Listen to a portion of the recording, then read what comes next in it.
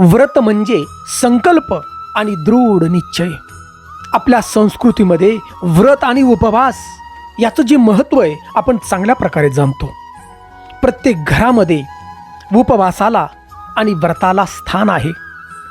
व्रताचं लक्ष म्हणजे आपलं मन आणि चेतना भगवंताच्या भक्तीमध्ये लाव, आणि याच उद्देशानं आपण एकादशी व्रताचं पालन करतो. आणि मित्रांनो, आज आपण चैत्र महिन्यामध्ये येणाऱ्या कृष्ण पक्षातील जी एकादशी आहे तिचं नाव आहे वरुथिनी एकादशी.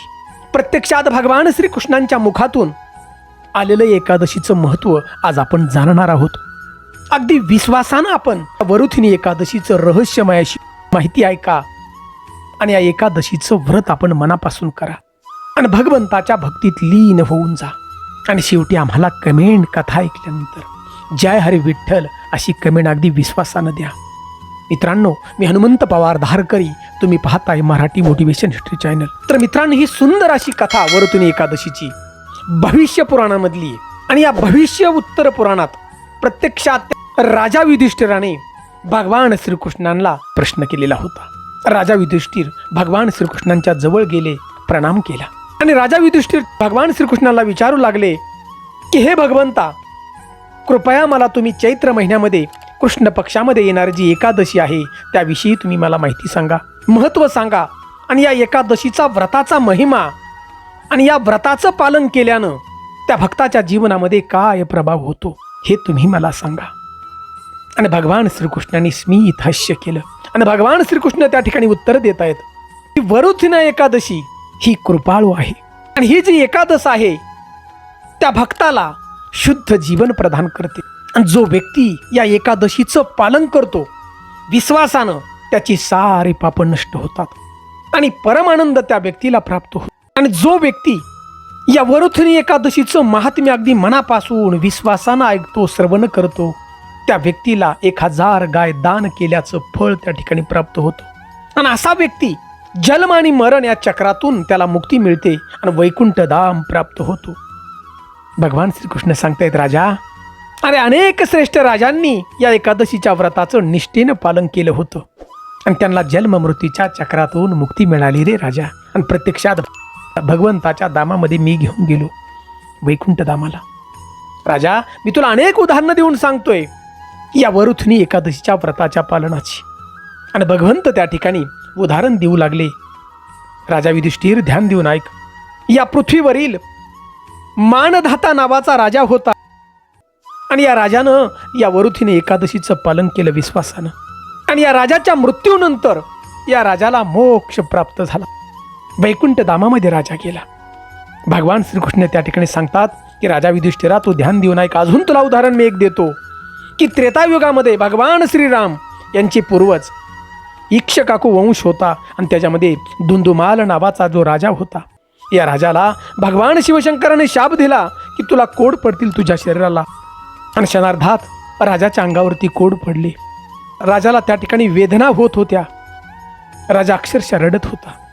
आणि त्याच काही दिवसानंतर या राजाने वरुथिनी एकादशीचं पालन केलं अगदी मनापासून विश्वासानं. आणि पालन केल्यानंतर भगवान शिवशंकराच्या शापातून मुक्ती मिळाली या राजाला, कोड मुक्त झाला राजा. आणि भगवान श्रीकृष्ण त्या ठिकाणी अजून सांगतायत की राजा, ध्यान देऊन ऐक, तुला मी दानाविषयी सांगतो. कारण वरुथिनी एकादशीच्या दिवशी दान केल्यानं काय फळ मिळतं हे तू विश्वासाने ऐक आणि तू दान तसं कर.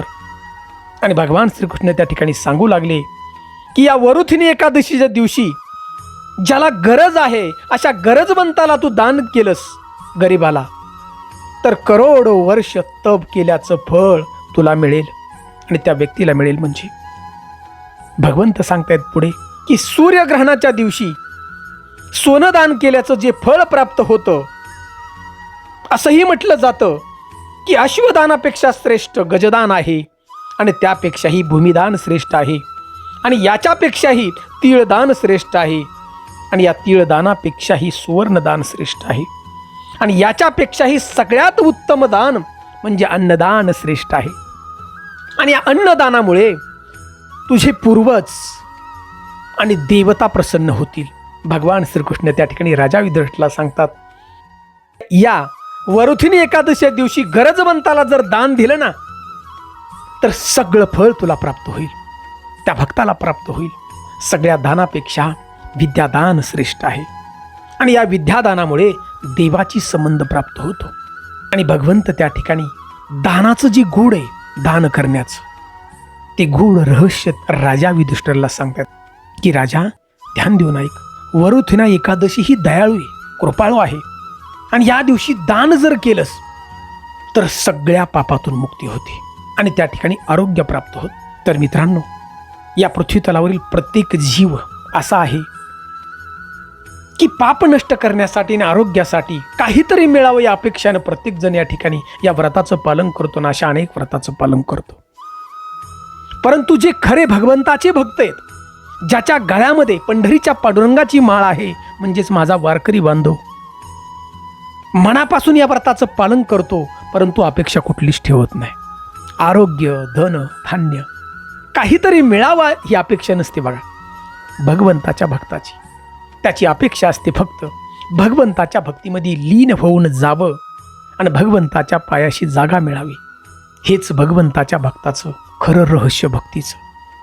म्हणून मित्रांनो लक्षात घ्या, वरुथिना जी एकादश आहे या चैत्र महिन्यामध्ये, हे व्रत करावं कसं, तर दशमीच्या दिवशी शारीरिक आणि मानसिक रूपानं आपण तयार व्हावं आणि एकादशीच्या दिवशी ब्रह्ममुहूर्तावरती लवकर उठावं, स्नान करावं, शुद्ध व्हावं आणि श्री हरिविष्णू देवाला धूप आणि दीप त्या ठिकाणी अर्पित करावा आणि भगवंताच्या समोर संकल्प करावा आणि याच्यानंतर तुळशीचं पूजन करावं आपण.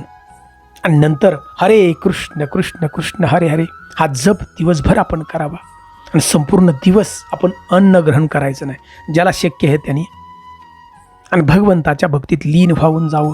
आपण काम जर करत असोल तरी काम करता करता भगवान श्री हरिविष्णू देवाचं आपण नामस्मरण करा आणि दुसऱ्या दिवशी द्वादशीला हा उपवास आपण सोडावा. लक्षात घ्या, जो संकल्प तुम्ही केला आहे विश्वासानं, तो संकल्प तुमचा पूर्ण होणार हे निश्चित आहे. कारण प्रत्यक्षात भगवान श्रीकृष्णांनी या ठिकाणी हे सांगितलेलं आहे. मी जरी आज बोलत असलो तर हे मूळ शब्द भगवंताच्या मुखातून आलेले आहेत. त्यामुळे विश्वास ठेवा आणि या वरुथिनी एकादशीचं व्रत आपण मनापासून पूर्ण करा. हजारो गायी दान केल्याचं तुम्हाला पुण्य मिळणार आहे. तुमच्या जीवनामध्ये आरोग्य प्राप्त होणार आहे. नकळत घडलेली जी पापं आहेत ती नष्ट होणार आहेत आणि कुणाकडून तुम्हाला जो शाप मिळाला असेल तो शापसुद्धा नष्ट होण्याची ताकद या वरुथिनी एकादशीच्या व्रतामध्ये आहे. मित्रांनो, सुंदर अशी माहिती मिळाली आपल्याला. आपल्याला आवडत असेल माहिती तरच कमेंट करा. जय हरी विठ्ठल अशा मला जरूर कमेंट करा आणि या व्रताचं पालन करा, कारण भगवान श्रीकृष्णाने दिलेला आदेश आहे.